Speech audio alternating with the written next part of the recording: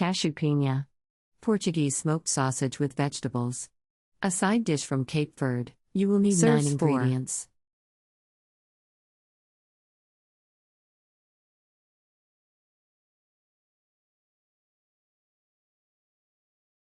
Step 1.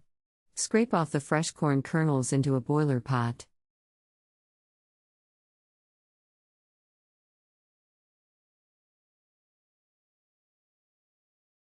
Step 2. Gently sauté onion, Portuguese smoked sausage, and pepper in olive oil.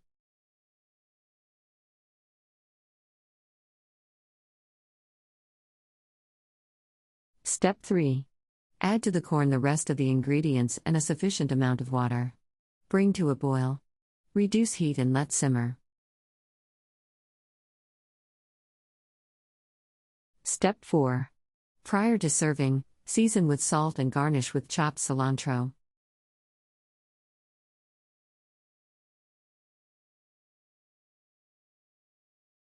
Country Reports, Culture, Countries, Travel.